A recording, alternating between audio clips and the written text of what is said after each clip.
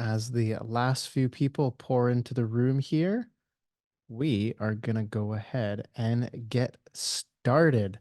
Welcome, everyone, to another Anyline webinar, this one in partnership with IntelliShift, which is exciting. More on that shortly. But again, welcome to our digital vehicle and tire inspection solution for commercial fleet efficiency webinar. It's great to have all of you with me. Thank you so much for joining today. Quick introductions before we begin on the main content of the day. My name is Mark Babin. I'm the creative director here at Anyline. I'll be moderating this panel style webinar with two great panelists. I'm excited to welcome from IntelliShift Erin Gilchrist. She's the Vice President of Fleet. And here at Anyline, our Head of US Automotive, Chris Garcia. So it's great to have them both with me. And there's lots of great content and discussion topics coming up from the two of them, and hopefully some inspiring and engaging conversation. So looking forward to that. Now, again, just before we start, we want to encourage conversation during the session today. And we do that obviously through answering some of your questions as they come up. So if you have questions during the session, feel free to go ahead and click the Q&A button at the bottom of your screen, and you'll be prompted to type a message. Of course, we will get it.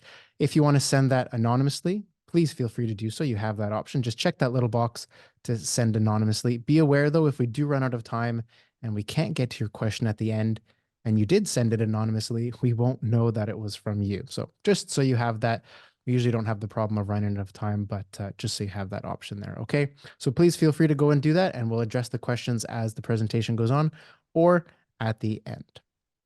Okay, now with that, Erin, Chris, great to have both of you. I wanted to start by allowing each of you to give a bit of a background into the role your companies play in the fleet space. I think it's very unique, the different elements that we're able to bring and the solutions that we're able to bring together on this webinar. So let's start with that context for the audience. Chris, I'll allow you to go first and give us a bit of an update and a bit of some context on what Anyline does in the fleet space.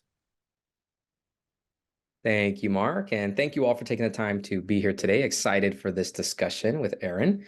So what we do is pretty simple. So hey, here at Anyline, we've got software solutions, and we allow our customers to capture vehicle and tire data, right, using nothing more than mobile devices. So if you look here, this image kind of summarizes some of the data points that you'd be able to capture. If you think through a typical inspection workflow, you might be starting that off with the VIN or license plate, then moving to capture some information on the sidewall. And we can even do things as complex as the tread depth of a tire, right? So that's just a little bit about Anyline, what we do, but it's all at the end of the day, helping drivers and technicians make better real-time decisions, and then helping those fleet managers make those better long-term decisions with good data.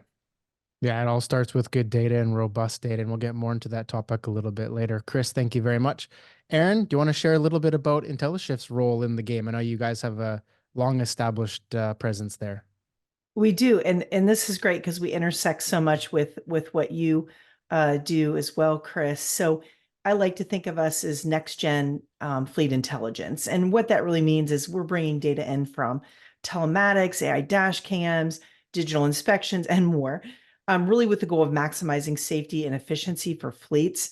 I think that what's unique is we have proprietary hardware, software, integration and implementation solutions, all US based here. But we do work with our partners in Canada as well. And then I think the biggest thing that I think is underscored in our industry right now, especially coming out of COVID, is this whole idea of customer experience and service. Ours is both unique and consultative in the competitive landscape right now. Sometimes we're winning deals just on that, which baffles me as a person who values CX so much.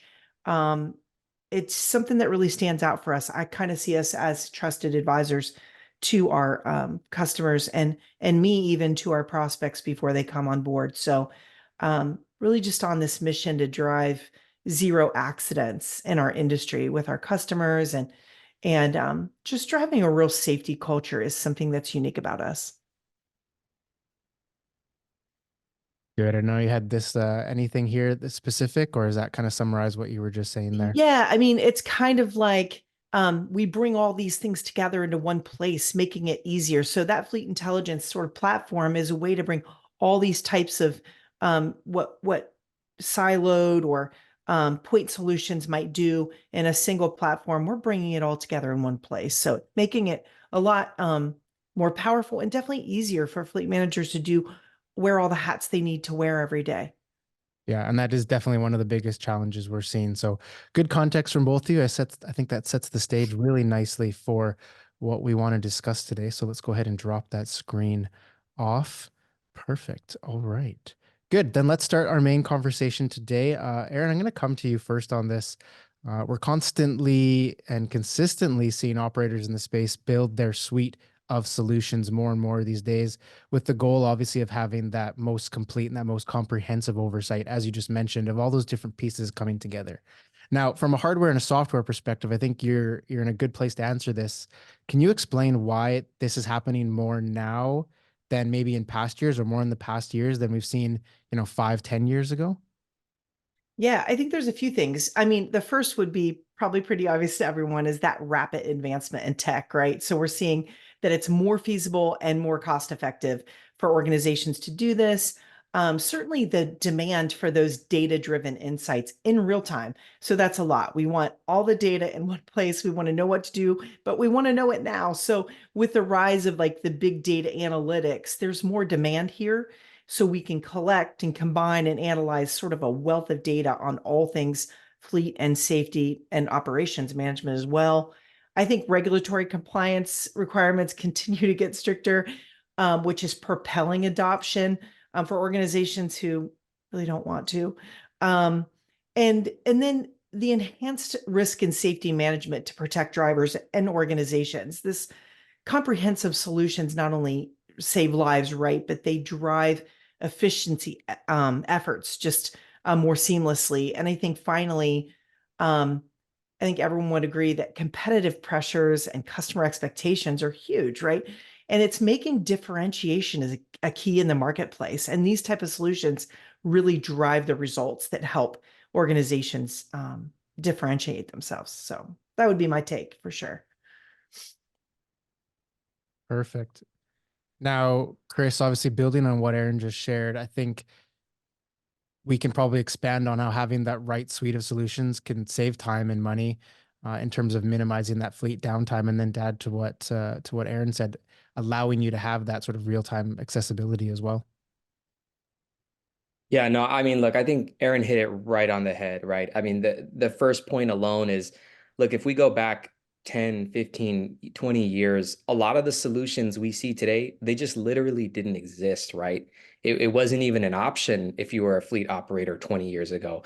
And so there's this, rapid advancement in technology, which is in one part amazing, but in one part overwhelming, right? Like, what do you really need to operate effectively and efficiently?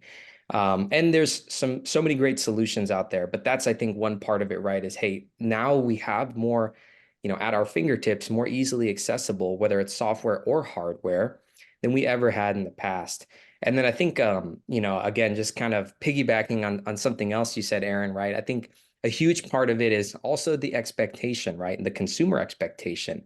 So it's funny because when we look at these things in the realm of what we call maybe the Amazon effect, right? So at the end of the day, look, we're selling to businesses, right? But businesses are what? They're corporations that are run by people who have expectations that are shaped by their everyday experiences, not just their experiences 9 to 5, right?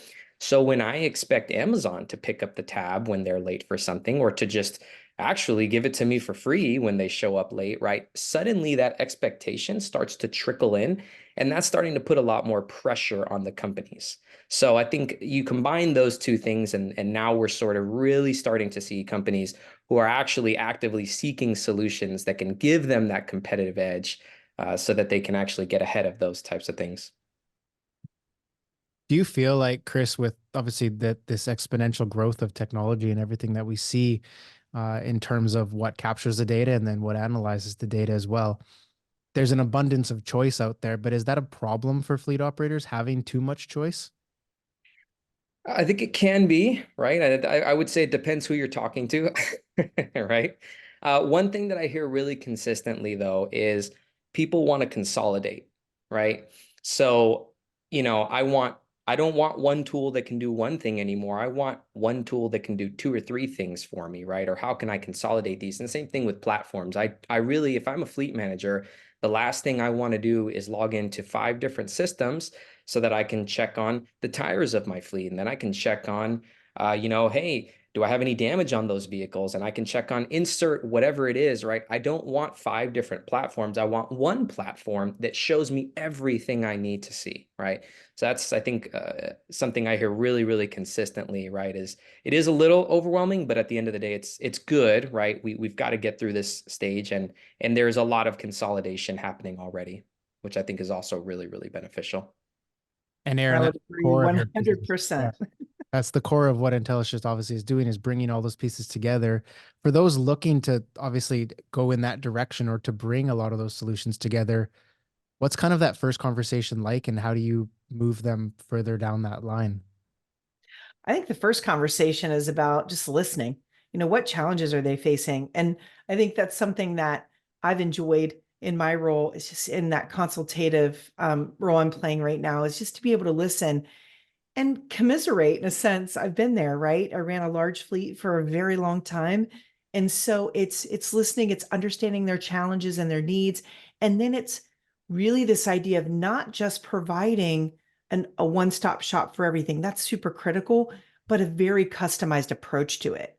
And I think the customization, the flexibility is something that organizations, at least I'm hearing from fleet managers, that they're looking for, because they don't want a one size fits all. They want a one size fits them. So I think great conversation, that discovery process, and then really digging in, sharing tech, sharing data, testing, piloting, all good ways to jump in, starting with a great ROI analysis. I'm not doing anything as a fleet leader without, like, what could this mean for us? And then that helps to differentiate who's going to be able to provide it and who's not. And you can get to a better space and not feel so overwhelmed by all of the different solutions out there. Does the technology and the solution exist then to have that customer approach for every customer that comes?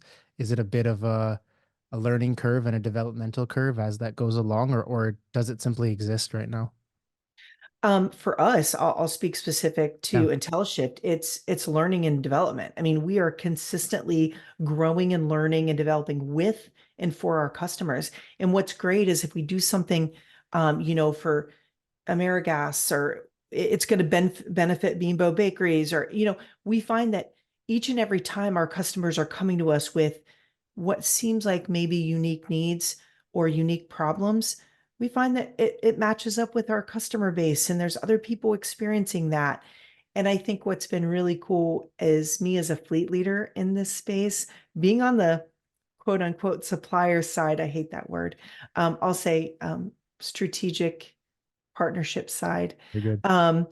It's given me a chance to kind of guide them through not only the way the ecosystem works out there, because I have worked with so many people, so many organizations, but really be able to help them visualize how we can bring their specific goals to life. So, does it exist today holistically?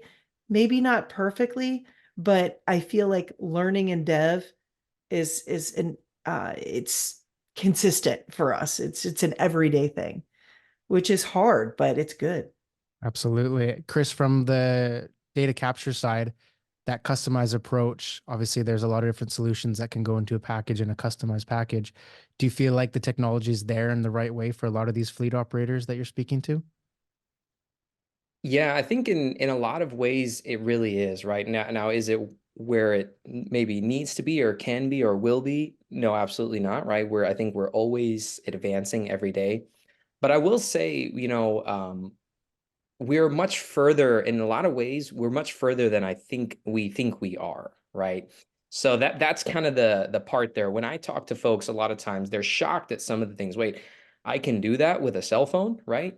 Yeah, absolutely you can, because you're walking around with an incredibly intelligent device in your pocket, and we don't realize the full potential of even some of the tools that are around us today, right? So I think in a large way, it really does sort of exist. And I think it's just more a matter of kind of, hey, thinking and exploring, how can I maybe use existing devices or things like that to solve older problems that I've had. So that's one part of it. I think the other thing, Aaron, you mentioned a couple interesting things, right? Around, kind of taking people on a journey, right? And being able to show them these things and how, one customer may have a certain problem, but it's very rarely, like you said, confined to that one customer, right? Or that one individual or that one fleet, right? It's usually something that's consistent across multiple. So in our case, it's kind of the same thing, right? I mean, we're talking about what's the data that you're ultimately capturing, and it's usually fairly consistent across most fleets. Now, I may use a different type of tire in my fleet than you use, or you use different vehicles, right? But at the end of the day, me having a stronger AI model or machine learning model that can read the tread depth of those tires is also going to then help me with, fleet XYZ's tires as well, right? So there's just a lot of, I think, synergy when we think about the technologies of today and, the problems of today across customers and how those things sort of marry together at the end of the day. Yeah, I think that's I love that perspective. Sorry, Mark. I think too, like this idea of, I love the word synergy, overused, but so straightforward in the sense that um, I developed a customer advisory board at IntelliShift. I'm like, we've got to bring customers together, right?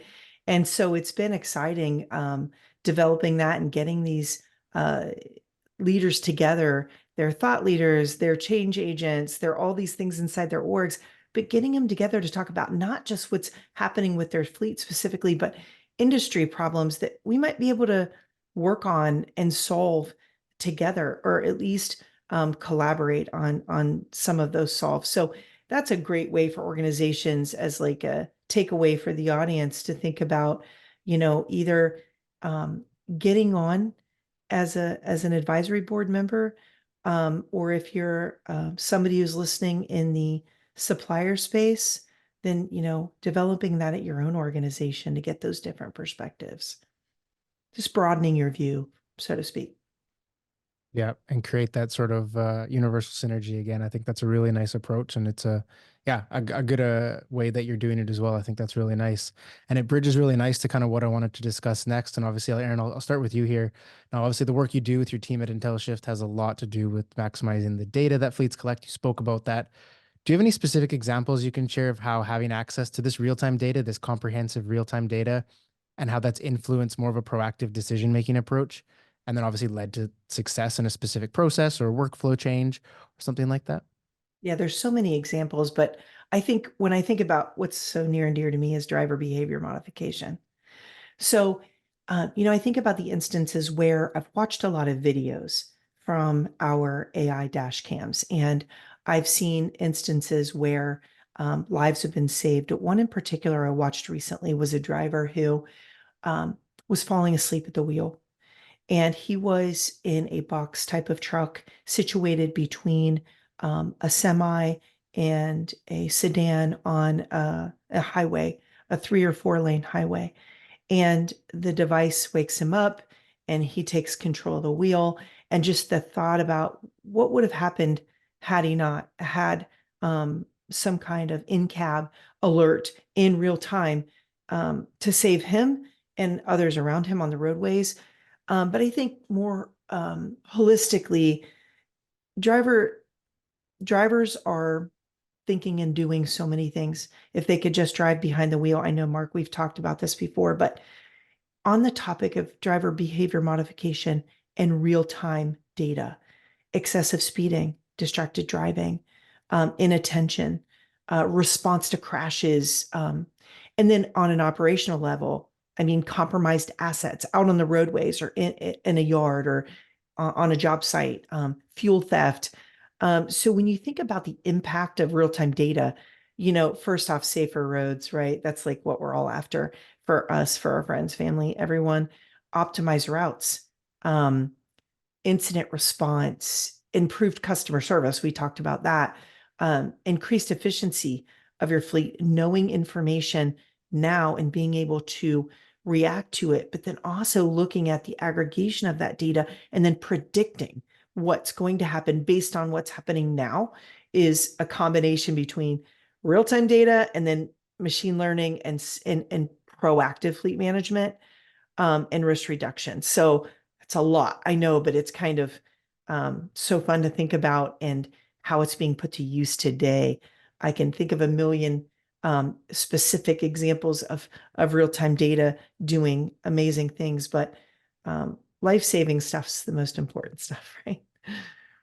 Yeah, and so many applications and different ways to think about it as well when we look at all those different data points being used in real time to do what you just said, and different types of data points. I think it's a really interesting example that you shared, where maybe in one that we wouldn't typically think of when we think of data being captured in that way and able to save that driver and that truck and the people around him on the road as well. I think that's a brilliant use case for how innovative data can be used in real time like that.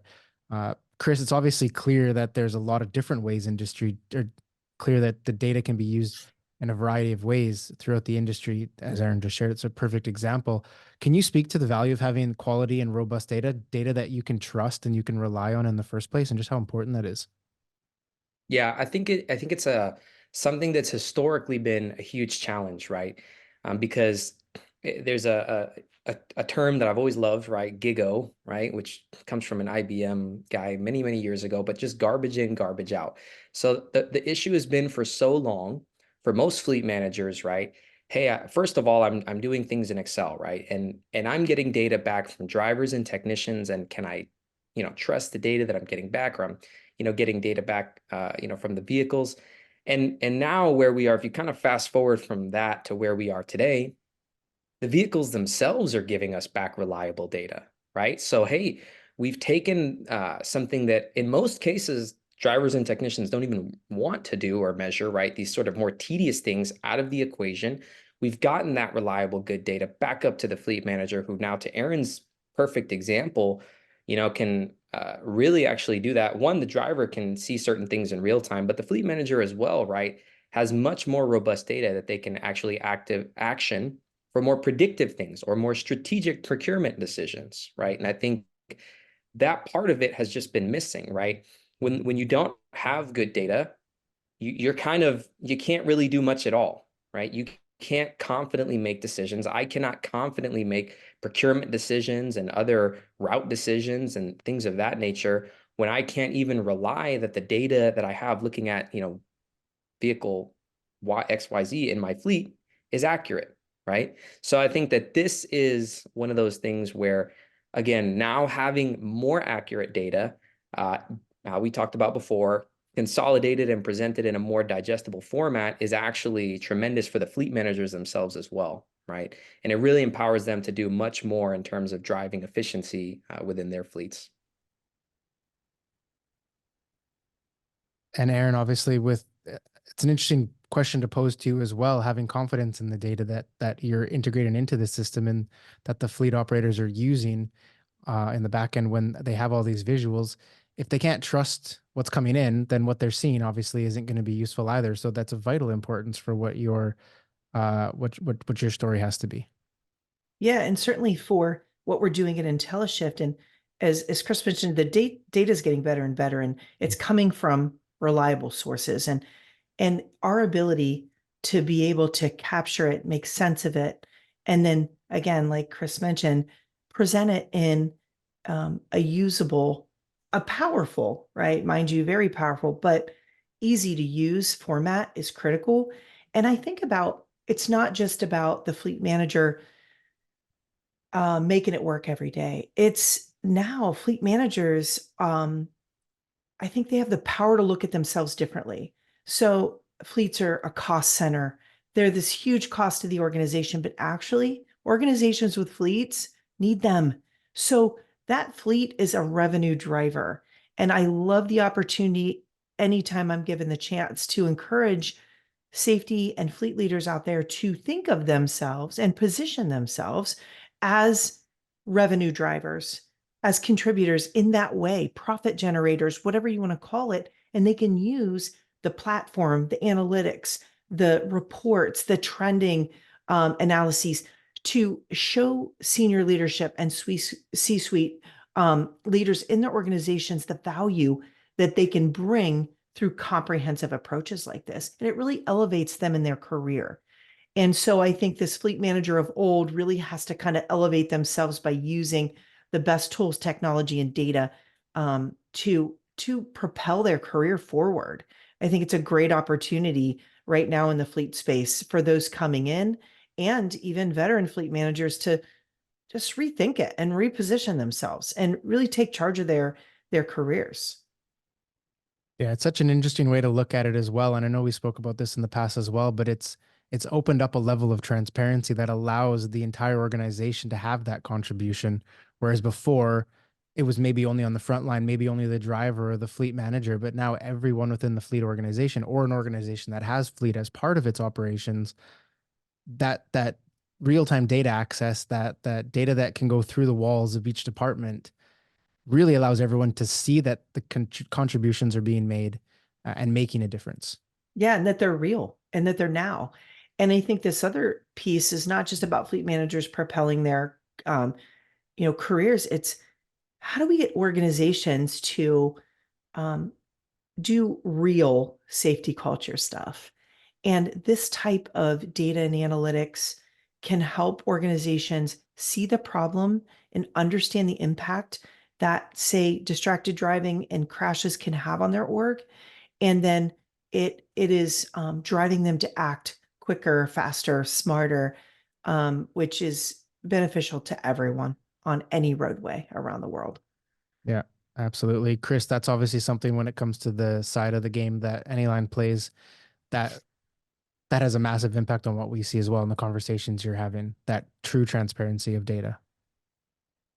It does. I think it's, and I just kind of go back to like in the past, I think a lot, I give one maybe good example of a customer down in Brazil, right? And, in the past, they didn't have a great way, honestly, to control even the tires and have reliable information. And they realized, right, we worked with them and they kind of realized, hey, due to premature tire replacements, they're losing over $400,000 a year, right?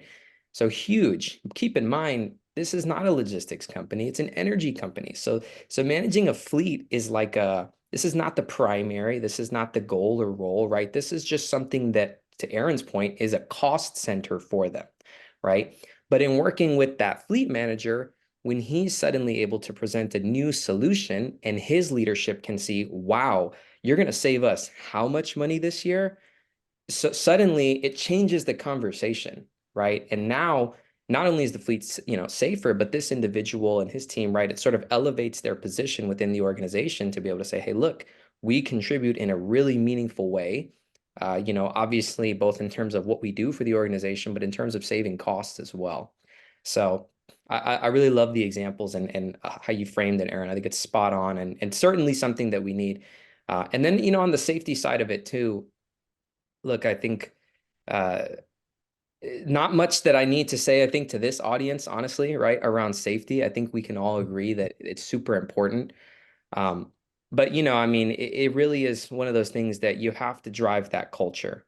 Um, I can give a really just a quick real world example, right? I was in a convoy this past weekend and, so part of my guard duties, I'm in a convoy, and one of the drivers wasn't comfortable driving the vehicle that he was in, right?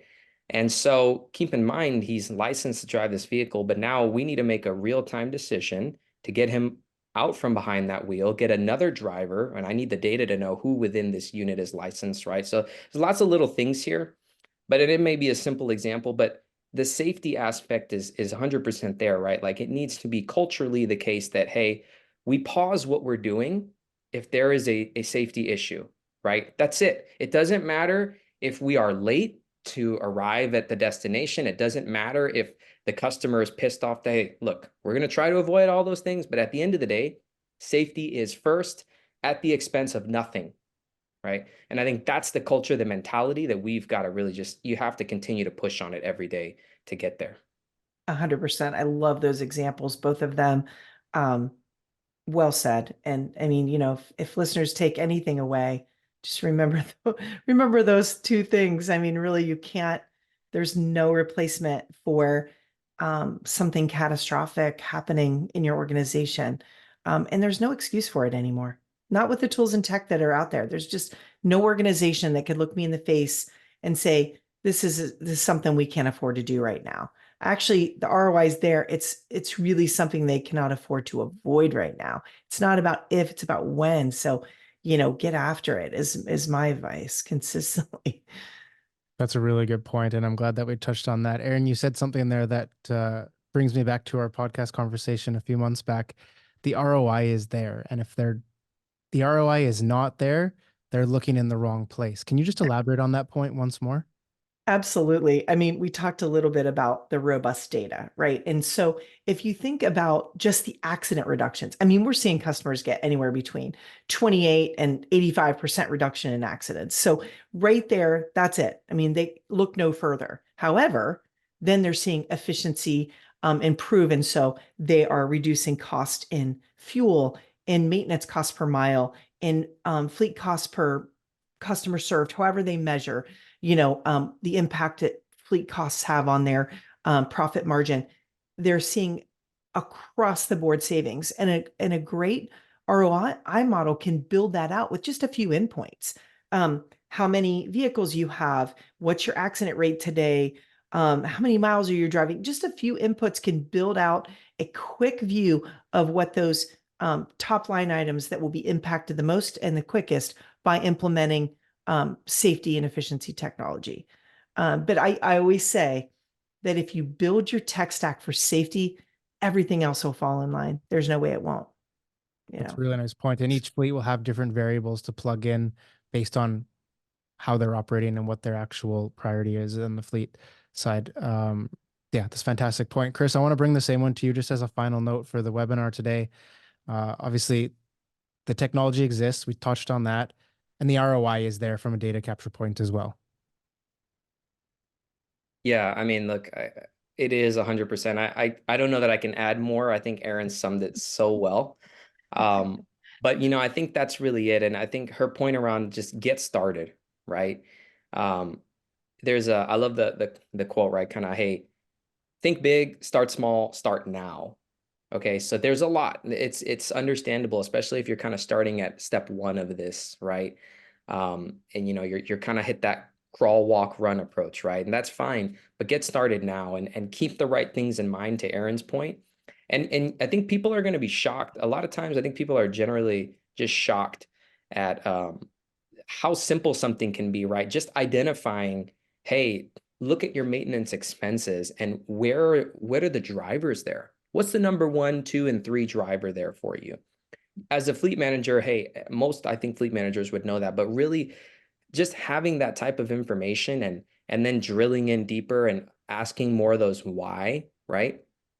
We talked with a massive CPG company recently that said tires were 75% of their maintenance expenses.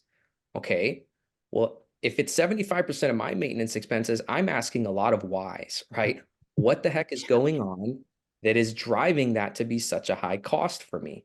And what can I, more importantly, right, then what can I do to get ahead of it? What tools do I need? What tech do I need? I mean, all those questions will come in afterwards, right? But it starts with just having good data, having it at least, to Aaron's point, not you don't need everything, but having at least enough to get started, right? And to be able to say, okay, let's dig in a little bit deeper in these areas and kind of eat the elephant one bite at a time so that we can ultimately get where we're headed. I like that metaphor. That's a good one. And Aaron, just what you shared as well. Think big, start small, start now. I love that as well. I think that suits Yeah, us. Chris, I'm stealing that from you. I love it. You can steal it from me, but I stole it from someone else. That's how it works, right? But that's it. We're all in this together, right? But it's such an important way to think about it and a fantastic way to end as well. I think if no matter what you have planned or looking towards, you have to plan as big as you can and you have to know that it's going to be step by step. Everything, every journey, every adventure, every goal is a step by step. And I think that's a fantastic way to leave the audience inspired and doing that will certainly get them where they want to go eventually. And there's a load of topics of why it has to be done, safety, compliance, cost. There's tons, and they could all be their own webinars, to be honest. But let's do it one step at a time here as well. So with that, I think we're going to bring the webinar to a close. I'm not seeing any questions pop up. Oh, wait, I think we are. Is it possible to have a more detailed explanation on how it works, especially tread wear measurement. Absolutely. I think we can definitely get more into that with you. Chris, maybe just a couple minutes here, and then I think we can get in touch with Miriam directly to maybe do some demonstrations, but maybe just a quick touch on the tire tread. Yeah, and everything is really simple. So at least from our perspective, what we do, right, is again, we're a software company. So our solutions are happening on device, right? So you really using nothing more than the camera of a mobile device. And certainly we're happy to demonstrate that, but it really is that simple. And we keep it that simple by design, because at the end of the day, the people who have to go around and do inspections are technicians and drivers who have a number of other things pressing for their time. And so we don't want to put another tool in their hand that's going to take them longer. We want to, again, let's use what's already in their pocket today, and let's try to maximize that. And again, make it faster for them and more accurate, so that now they're getting good quality data faster, and they can, again, continue on with the myriad of other responsibilities that they have to go and, accomplish throughout the day. So I think for sure, Miriam, we'll set up some time where we can give you a live demo. But it's fairly simple, and yeah, we'll love to have a deeper discussion with you about it. Yeah, I think that's the perfect way to do it. I think an individual discussion, and we can show it in person as well of how that works. Yeah, would like to see a demo and accuracy confirmation. Absolutely. Miriam will be in touch following the show here, and we'll be able to give you that as quickly as possible. You're very welcome. And Adam, I guess the same for you. We'll certainly be in touch, and we can show you how that works in person. So, yeah, this obviously session is recorded. So once the session concludes here, we will send it to each of you. And yeah, we'll make sure that we're in contact should you have any further questions, and keep the conversation going. I think that's the biggest thing as well as a takeaway. You want to keep that conversation going, keep those ideas alive, and bring them to life. Good. So I don't see any further direct questions. Walk us through the application. Yeah, we'll definitely get in touch with you, and we'll be able to do that for you in person. Probably the best way we can see what you're working with as well, and we can walk that application through how you do it. And Aaron, I guess as well from your side, you can show how that works. So we'll definitely be in touch with everyone. But yeah, I think we'll do that. Aaron, Chris, thank you both very, very much for your time today. Certainly appreciate your insights. It's been fantastic collaborating on this webinar, and look forward to the next one very soon. But again, thank you both for joining me. Likewise. Thank you. Thanks, Mark. All Thanks, right. Aaron. And everyone, thank you very much for joining. You'll get this recording shortly after the end here. And we wish you a fantastic day. Have a fantastic rest of your week. We'll see you on the next webinar very soon. Bye, everyone.